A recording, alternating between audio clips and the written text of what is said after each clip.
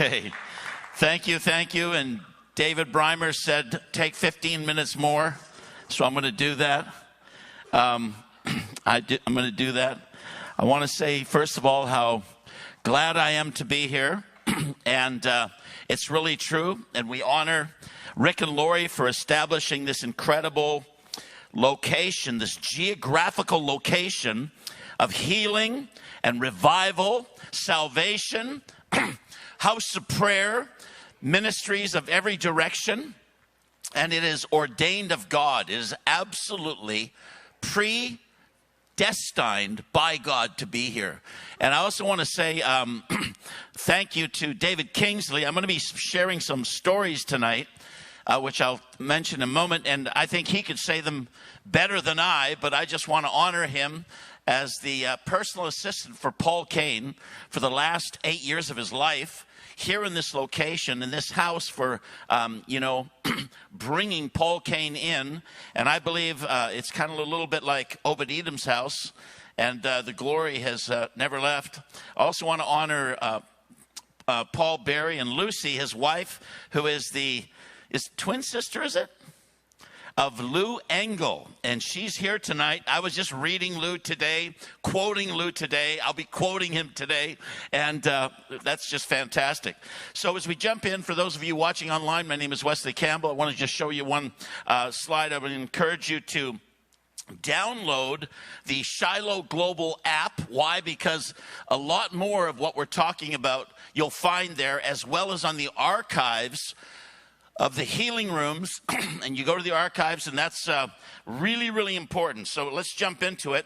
My title today is called What the Spirit is Saying to the Church. We're doing a series through Shiloh Global that we've been on for this whole year. And this one's called Prepare for Global Harvest and Healing. Prepare for global harvest and healing. Every single week, Rick stands up with great confidence that there's a mighty move of healing and revival coming to the Central Coast. And I want to echo that. I want to stir up our faith. I want to say it's coming here as well as all parts of the world. And some of you are watching in different locations, and you're saying, what's going to happen in my location? Well, I want to stir your faith and say, it's going to happen in your location. Let me just, okay. Good thing I have my glasses. All right, why do this message? 2021, why do this message? The message I'm going to do on Prepare for Global Harvest. Well, first of all, I was coming back after summer holidays up in Canada, and I was in my Bearmobile. I call it my Bearmobile because that's the way I feel safe, catching salmon amongst the most bear-infested region of the whole world, Vancouver Island. So if I get too scared, I can run to my truck. So I was coming back in my Bearmobile, and Stacey was in Brazil doing a big conference. And so I was driving alone. And while driving alone, I thought to myself, let's redeem the time.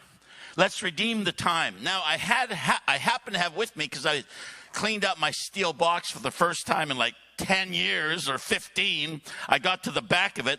So I found a bunch of old, CDs and even cassettes. And, of course, I had with me 3 sets of Mike Bickel's prophetic history. Not 1 set, not 2 sets, 3 sets. I had 2002, probably 12 messages. I had 2009, at least 8 plus a bonus message. I had 2019, about 10 or 12.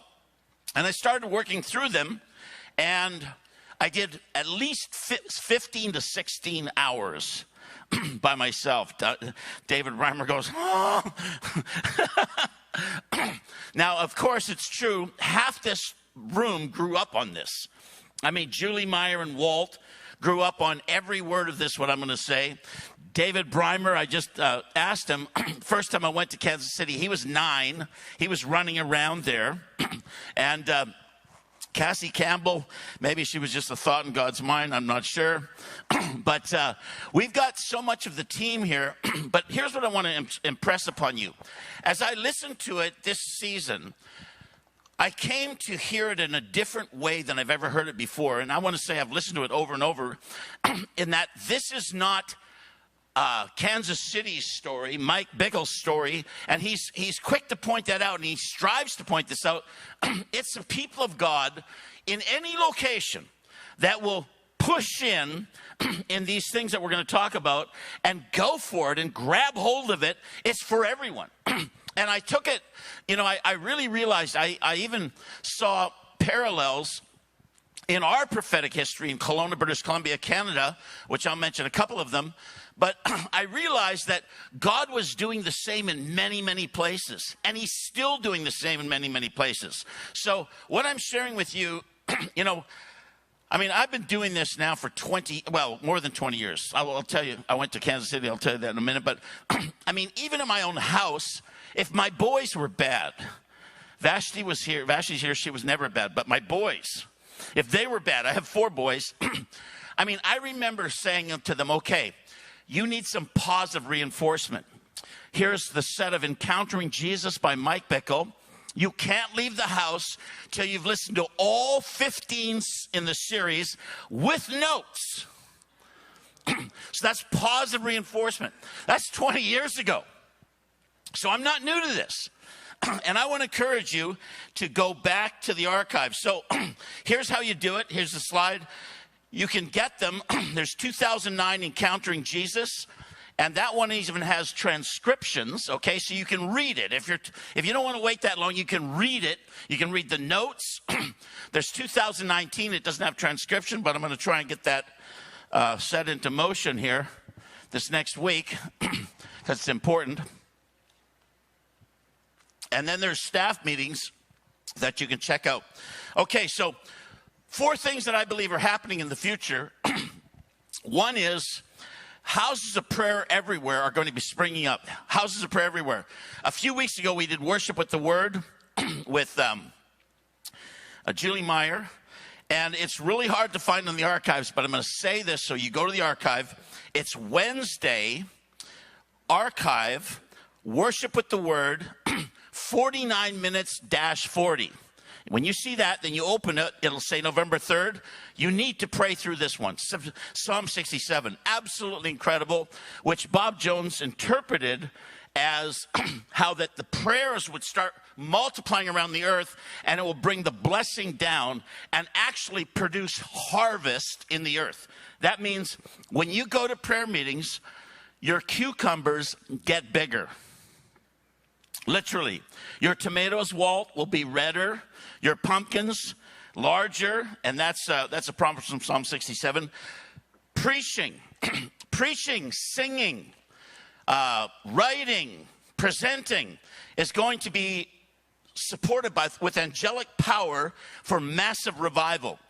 We are going to see healing revivals greater than there's ever been on the earth before, greater even than the 1948 to 50 some year revival. And we're going to see supernatural power to create wealth for kingdom purposes. There's going to be multitude people that move in massive power in finance to finance this global movement. So that's what we're expecting. I don't know if I have. Yes, Wesley's story.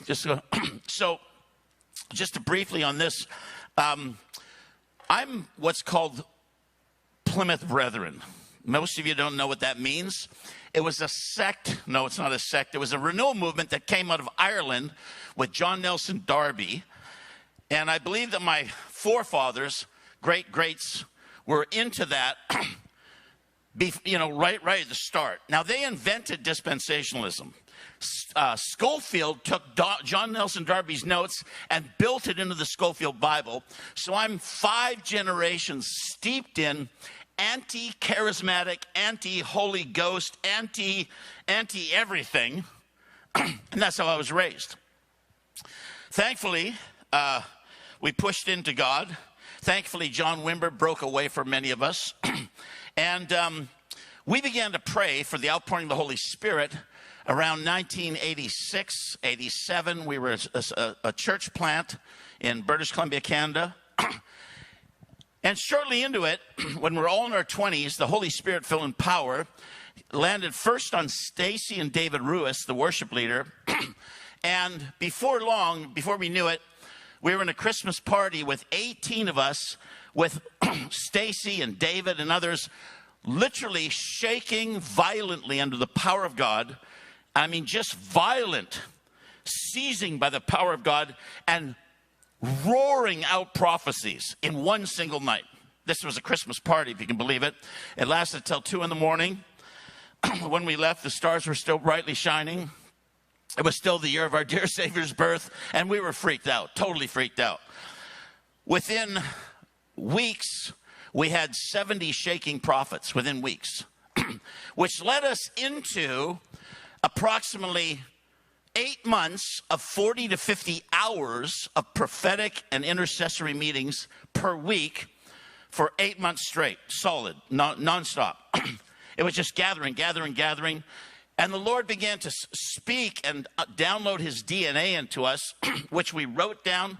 He wanted me to record it. We transcribed it, everything.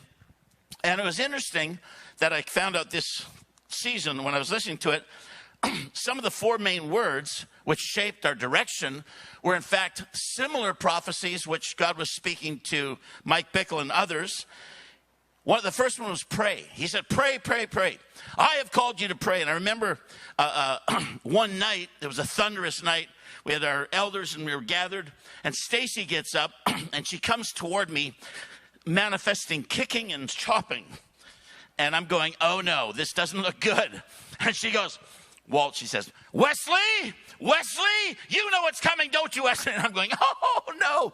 Like, I don't know what's coming, but it doesn't sound good. She said, Wesley, I have called you to pray, but you did not pray. I have been in the closet waiting for you, but you did not come. And I'm going, oh. And I feel like I'm back in grade 3. My face is red. I don't know where to put my eyes. So I start writing the prophecy on a piece of paper. David Ruiz rushes across the room. He goes, Wesley, if you do not pray. And I'm writing the prophecy down. He goes, whoa. He grabs the paper. Your ministry be taken from you like this piece of paper and ripped up and stamped upon the floor.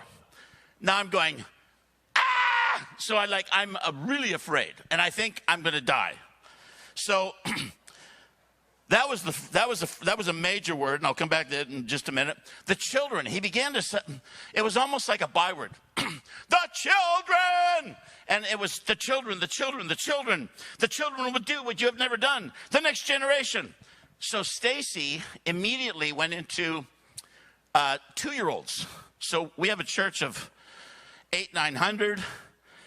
And she's like the most popular because she prophesies all the time.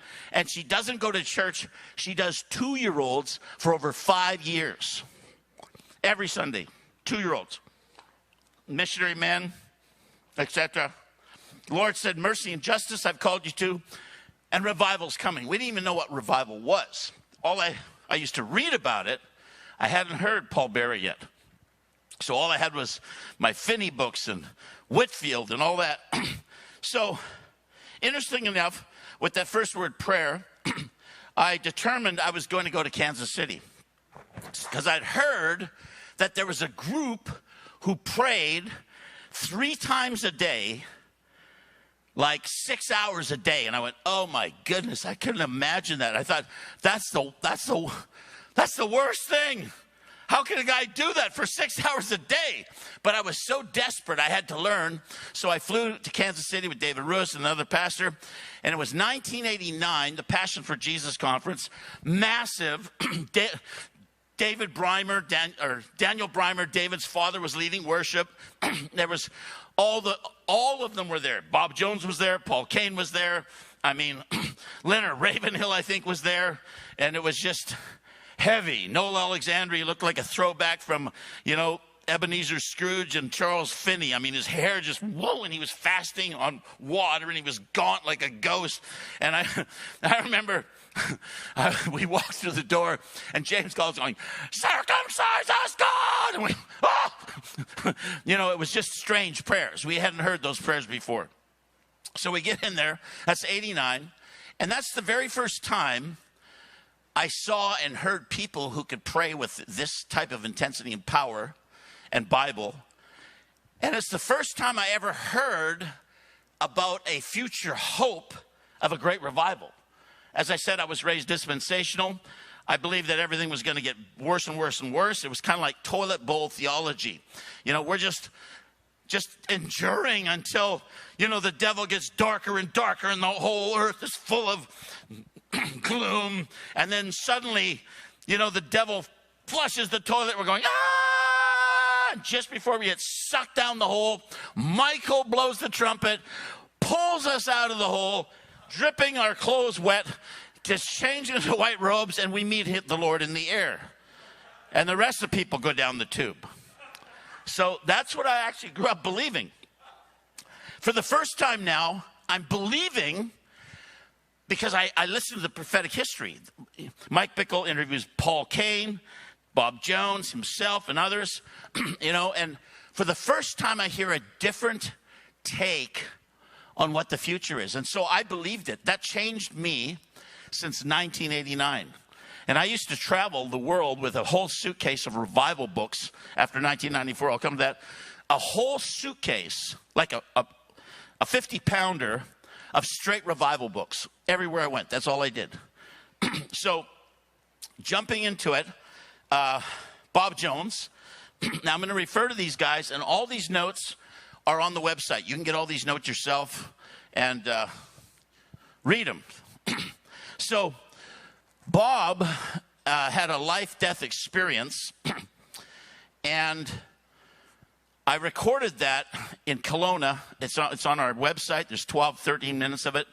And the recording of it with music doesn't even have almost any of the stuff that actually happened to him. It's just kind of a periphery view of what he experienced, which was amazing. So what happened was, let's just go to the next one. Bob was prophesying against abortion and against homosexuality that he said, the Lord said, would increase on the earth in a very large way. And a demonic spirit appeared and told him, if you continue to say these things, we will kill you. He rebuked the spirit, dismissed the spirit, and thought, there's no way he can do that. I'll keep on doing it. So he kept on doing it. And the day after, he went to work, and he was struck by like a large cyst in his lower abdomen, which was solid, full of pain. He went to the doctor. The doctor didn't know what was wrong. But they said, we got to get you into the hospital. He said, I know what's wrong. So Bob says, if I'm going to die, I'm going to die at home. He went back to his house, began to pray, and suddenly this large cyst ruptured in his lower abdomen, and he said blood squirted out of his mouth and out of his nose. He said like a geyser. And he wrapped the towel around his head, and then he watched as his body left his spirit, and he saw his body, he saw his body on the bed. His spirit was up in the roof, and then, whoosh, he was in the presence of Jesus. That's a long story, which I won't go into, but you can listen to it. It's on YouTube and it's everywhere. But the Lord told him, I'm going to send you back. And I'm sending you back so that you'll strengthen the leaders that are to come, who will then give leadership to a youth movement of singers and prophetic intercessors who will fill the earth and bring forth the revival, the end-time revival that God has promised. I'm sending you back so you'll stabilize them, because there's going to be 1 billion people that will come into the kingdom of God in like a suddenly. Now, I remember being in Bible school in 1981 to 84. I mean, I think there was only 4.2 billion people around. I mean, when he got this, it was 1975. So that was a great big word. And the Lord touched his body. He went back through wherever he came, space, blackness, and he ended up in his room again. He was looking at his body. 2 resurrection angels were working on his body, and they were speaking so as to be overheard. And they were talking about many things that would come on the earth, things that would happen in Kansas City, things that were going to take place. And one of them says, look, point like this, it has begun. There was an explosion of light, a great explosion of light that took place. And it was the prayer movement, and beams were going all over the earth. And this went on for some time. There was quite a few amount of words spoken. You can go to the website, listen to those. I'll just say, go to the next one there if you could. Julie likes this one. She said, one of the things he said is, you're going to have prophetic singers that are going to be singing on the Harry Truman land. They will be like intercessors for Israel. And he said, these singers are going to be heard around the world. And he said, I saw Asians with sampan, I think that's what you call the hats, the straw hats, working in the rice fields, and they were watching and listening to the singers in Kansas City on unplugged television sets on their wrists or in their hands. Now, this is 1975. Guys, I didn't even get a computer till, 93. We're talking 75. Julie, did you hear this with your own? Julie heard it. David heard it. Everybody heard it. And of course, when the iPhone, Apple Watch came out and God TV is beaming the prayers, it's exactly true. Around the world, people are watching the Intercessory Prayer Room, and they're watching this prayer room right now. You can just, with your phone, you're watching this and worship with the word on Wednesday mornings, which is absolutely incredible, and you're watching it. It's really true. All this stuff happened. So he began to say, Bob did, that there's coming a group of young people, and he said he was told it would come in the spring of 83. So he told the pastor, when the spring of 83 comes, I'm going to have to leave because I have to go with these young people to strengthen them for the move of God that's coming. Mike talked to this pastor later, and he said, it's absolutely true. He told us you were coming. He told us 100 prophecies concerning what was going to be happening here and around the earth. So the first time he meets Mike is March the 7th. There's a whole lot more story that goes with that, which we're not saying. But he meets for 2.5 hours, and he tells them virtually all this stuff. Mike doesn't even believe in prophecy, really. Neither, also, he expects from another prophetic word that there's going to be a false prophet, so he thinks Bob Jones is a false prophet. He kind of likes him because he's so odd, and he is odd. But now he's in heaven. But he was odd, but that's because he thinks he's normal and we're odd.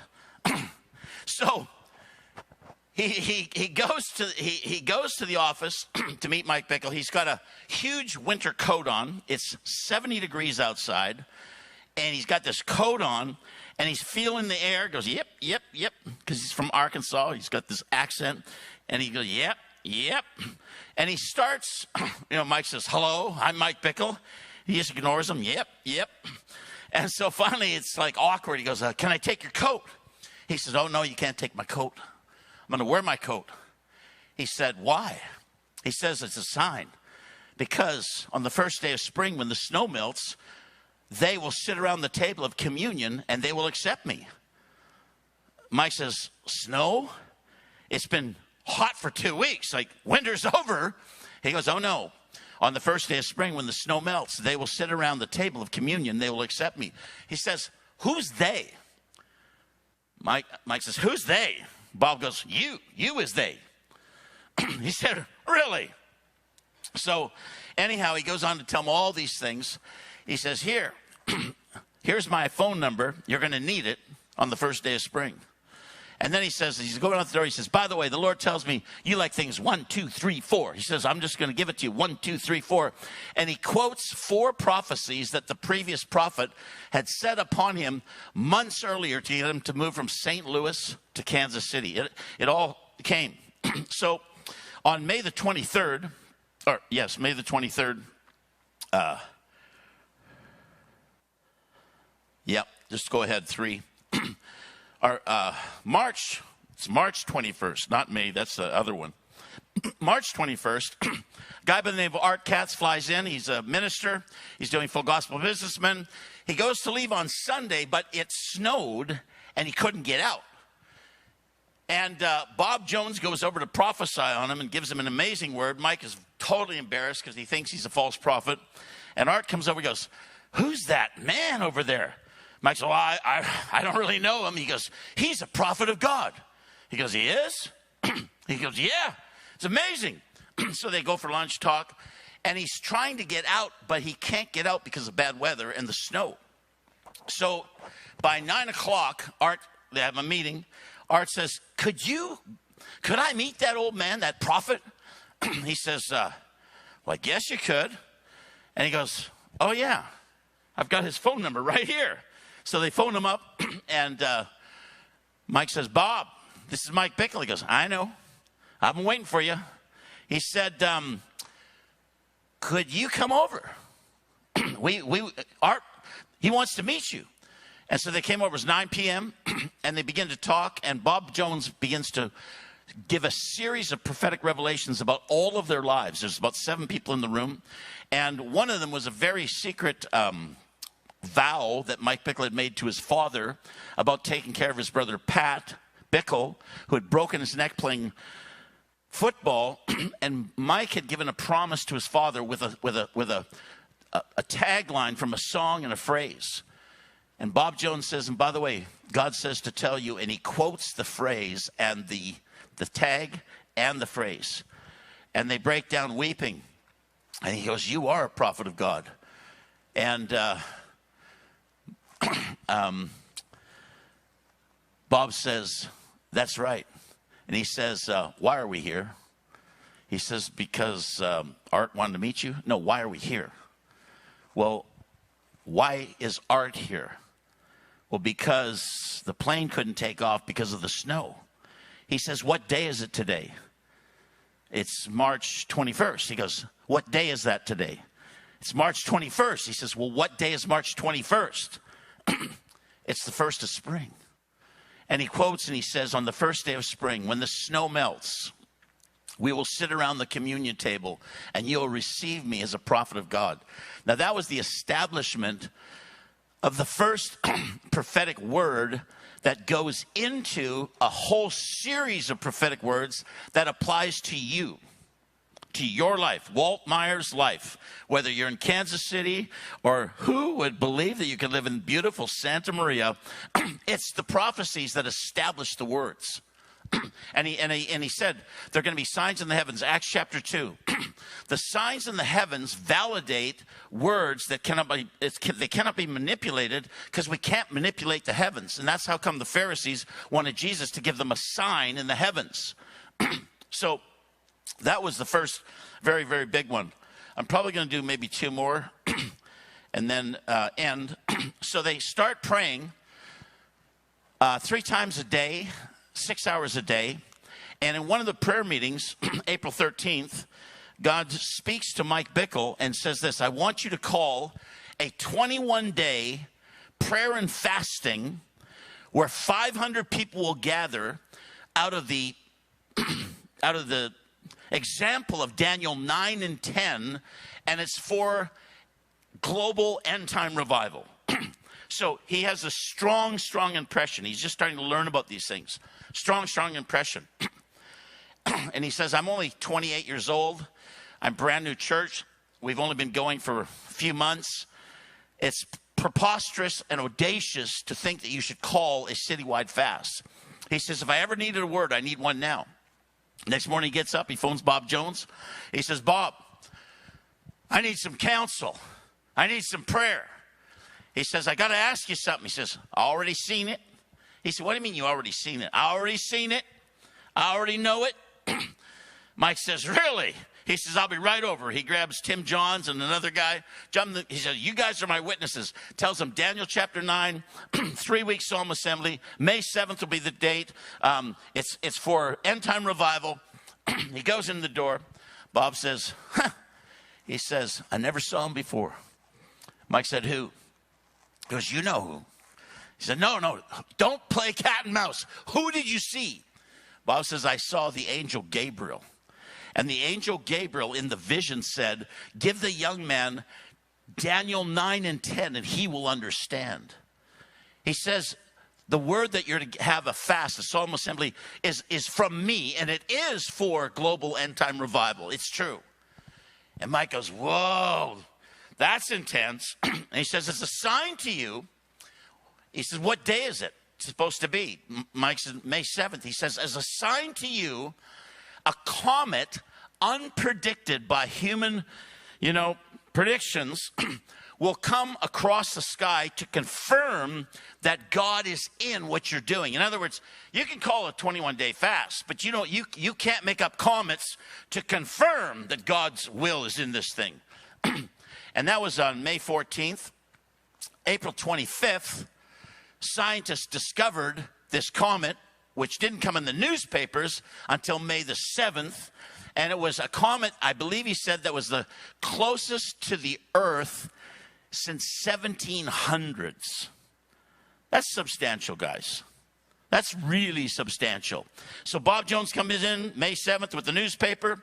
He's got the paper. He says, it's true, here it is. And it showed, and I've listened to the quotes, and I'm going to go back and get the quotes, and they describe it in the thing that Harvard, NASA, etc., all about this comet, and it's amazing. And so they have 21 days of prayer and fasting. Julie and Walt, you were there, right? You were there? Walt, he wasn't there yet? Were you married yet? No, not yet. That's coming in part 2. So during the prayer time, 2 things happen.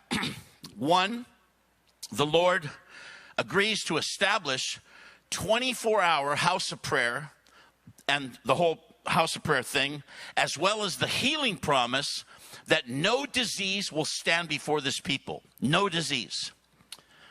No disease. No disease will stand before this people. I was re-listening to Reed Grafke when we did the story of Paul Cain. He was describing how the tuberculosis and polio was the ground out of which the healing revivalists grew, because people were desperate. They were desperate. It was incurable. And so the healing revivalists came in the wake of tuberculosis and polio. What will come in the wake of COVID? What is going to come in the wake of COVID? COVID is a demonic disease. It's not of God. It's killing many. Many are without hope. Many are so discombobulated. They're locked in their rooms. I mean, it's down in Australia and New Zealand right now. In Germany, if you don't have the vaccination, you cannot even go and shop for groceries. In Canada, you can't go to a restaurant. You can't go to a theater. You can't do anything except one of our guys. I'll just stop there. So, no disease. Now, show me Psalm 27, verse 4. Around day 10 or so, Mike was praying. Now, they were only allowed to pray revival prayers on the microphone, not devotional prayers. But somehow he gets off on Psalm 24, verse 4.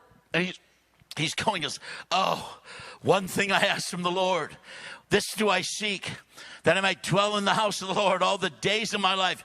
Gaze on his beauty. And he says, gaze on his beauty, and waves of the Spirit are going over him.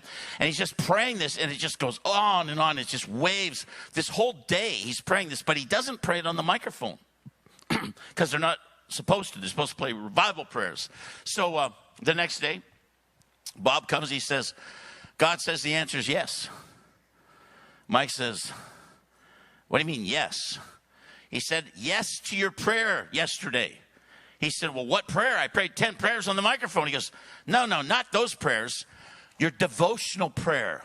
Psalm 27, verse 4. One thing do I desire. One thing I ask, to dwell. And he quotes the prayer, and he says, God says yes to 24-hour, all the days of your life. One thing, and that was the birth of the phrase 24-hour prayer in the Spirit of Tabernacle of David. All right. Okay, I'm just going to end with, I'm going to do just one last one. Okay, two little ones. So they have the 21 days of prayer, and on day 21, the last day in the May prayer, Bob Jones comes in. He says, "I've got good news and I've got bad news. The good news is God has heard our prayers, and he will visit America and the world, and this will truly be something that will be part of his end-time purposes to release. The bad news is it's not going to happen right now." He said, "What do you mean it's not going to happen right now? We just spent 21 days, 18 hours a day, 6 in the morning till 12 at night, praying for revival. Like, what do you mean it's not going to happen right now?" He says, "There's a spiritual drought in America, and God is going to put his church through testing and sifting and cleansing." And so he said, "As a sign to you that we're in a drought," he says, "Kansas City is going to enter its worst. It's going to enter a drought from July to August, through the July, August, September. It's a 3-month drought. But," he says, "to show you that God knows how to bring about the rains at the appointed time," he says, "on August 23rd, it will rain." It will rain. So this is May describing August 23rd. It's going to rain.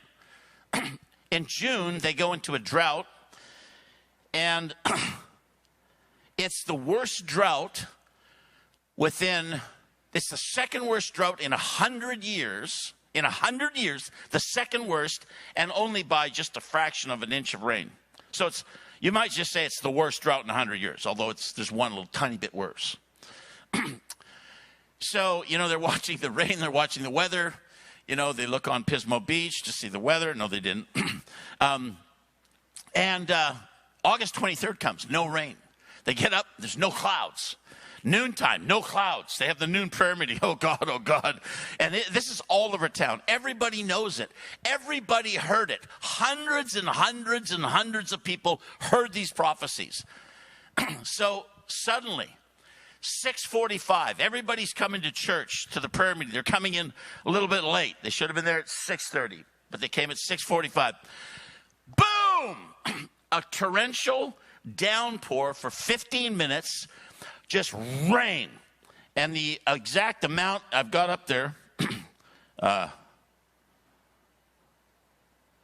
0.32 inches as they were gathering just before 7 o'clock. So it literally happened. It literally happened. And then they went back into drought till the end of September. I'm going to just end with this last one because it's important for closing. And we might do something else at a different time. So the question is then, when will the drought be over? When is it going to be the time for the pouring of the rain in America and the world? And so they begin to pray for the timing. And this is really important. They're praying for the timing. In 84, April 84, Mike is praying at home, and he says he heard the audible, thunderous voice of God that shook him to his being. And the Lord said, call Bob Jones. I have a word for you. And so he was just overcome. And after, an hour and a half, he comes out of this experience and he phones Bob. And Bob says, "You'll never guess what happened to me today." Mike says, "Oh, yes, I would." He said, "I had a visitation." And so Mike says, "I'll be right over." So Bob goes into, and when he has these visions, it's not dreams, but it does happen like a dream. And you would say it is a dream, but it's much more than a dream because he actually goes to, into the place. It's visionary dreams, like Daniel. Daniel saw these dreams. I mean, think about what it took to articulately write out Daniel 9 and 11. And I mean, these are intense. So he was taken to Genesis 40, the baker and the butler. And the baker and the butler both served the king. The baker served the bread. The butler served the wine. And they were accused of putting poison into the king's food and drink. They were put into a dungeon. And in the dungeon, they had dreams. Joseph interprets the dreams and says, unfortunately, the baker, you will lose your head, and the butler will be exonerated, and he will be brought out of prison to serve the wine to the king. And Bob Jones said in this parabolic vision that the bakers are those that put, so non-humility, selfishness, etc. into the bread, whether it's by song, word, preaching, writing, and they're going to be tested and sifted for the next decade. But at the end of the decade, 10 years, 1994, the butler will be serving the king, the cupbearer, the wine to the king, which is the church.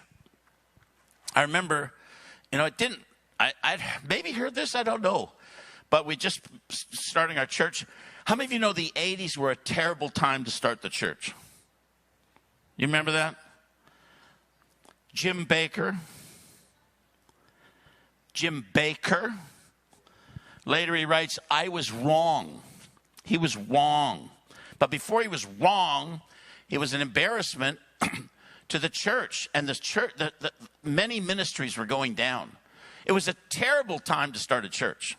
Every, top of magazines, etc. But then all of a sudden, we came through that decade, and we're getting to 1994. That's Twilight Zone. So I'm depressed. David Roos has gone off to Kansas City. I'm alone in Canada, moping. Bob Arnott calls me to go and speak at his summer camp, John Arnott, in Toronto. I go out there, and I'm telling a couple of our stories, actually, not these stories, our stories, and describing how God came in revival and this and that. And when I finish, John Arnott comes to me and goes, what are you talking about? Huffing and puffing and blowing and stamping and what does that mean? I said, well, here's our prayer meeting from last week. I got on a cassette. I put it into the player. And he goes, and they're going, oh, and they're prophesying, the children. And he goes, you like this? Wesley, you like this? I said, I love this. He goes, really? He says, well, could they do it here? I said, oh, absolutely. They do it everywhere, every single day. Just close your eyes. I was talking to Stacey as I was preparing this. I didn't even know this till this week.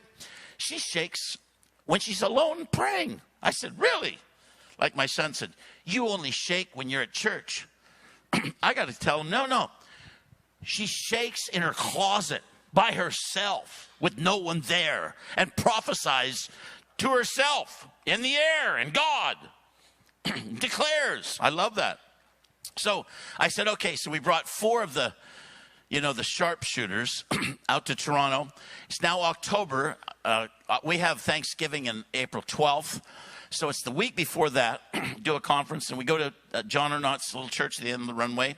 He's got all the staff and people and volunteers and Carol and him, and different people prophesy.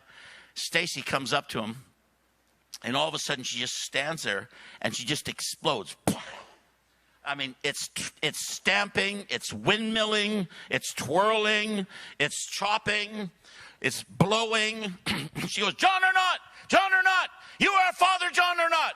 And she began to describe how John Arnott was going to stand on the stages of the world, and the power of God would come out of them into people, and it would produce a great, great move of God around the earth. We didn't use the word revival because we didn't think we were allowed to use that word. It was illegal to say revival. And she just, boom. And then the other ones prophesied. When we finished, we were kind of done. Stacey goes, was that okay? I said, oh, yeah, they loved it. Well, actually, they didn't. They hated it. It was scared Carol terribly. So they couldn't wait for us to get out and get on the plane. But then Randy Clarke and John go down to Argentina. Randy Clarke gets prayed for by Claudio Friedson, I believe, gets impartation, ends up coming to Toronto for a conference, January 20th, 1994. The Holy Spirit comes in power. That night they phone us up. Wesley, Stacey, it's all happened. Everything you said is breaking out. It's breaking out. Blah, blah, blah, blah, blah. And we just got into our big building, $10 million building, that weekend of October. He says, you got to come. I said, I can't come. We just got a whole new church, and I got to stay. So he called me almost every night for 3 weeks. Till finally we said, okay, we'll come. We went out, and the rest became history, as they say. As the Toronto Airport Church, Vineyard at the time, hosted millions. They hosted more people for drinking the wine than came to see Niagara Falls. And it started going all over America. It went through the Vineyard. The Vineyard was the host of it. Then it went to England, Holy Trinity Brompton, Ellie Mumford, and others from UK. And before long, the Spirit of God was falling in the jungles of Mexico with David Hogan. Cambodia. I was in a bunker in Russia with a bunch of Russians just praying. The lights went out in a bunker, and they had a light, and we just keep on going. It just went all over the whole earth. And Lou Engle, we ended up going down the I-5. 5 children, 7 and under, 5. Youngest, Vashti, she's here today. She was 10 days old. We're going down the I-5. Prophesy, preach, Dinuba, just strike, there's the rock, speak to the rock, and the water comes out, and just boom. And I remember we would go to Mod Auditorium, and there's Che and Lou, and we go for lunch. They said, what do we do? I said, Lou, you call a 40-day fast, or 21, I can't remember which it was, 21 maybe, go nightly meetings. And I said, and God will pour out his Spirit. He said, really? I said, absolutely. I said, Lou, if you don't, someone else will. They called the 21-day fast, and it broke out to 2.5 years of protracted meetings. And the world was served the wine. But it's not over. There's still the wind and the fire. So that's for another day. Come. Go ahead and praise the Lord for that.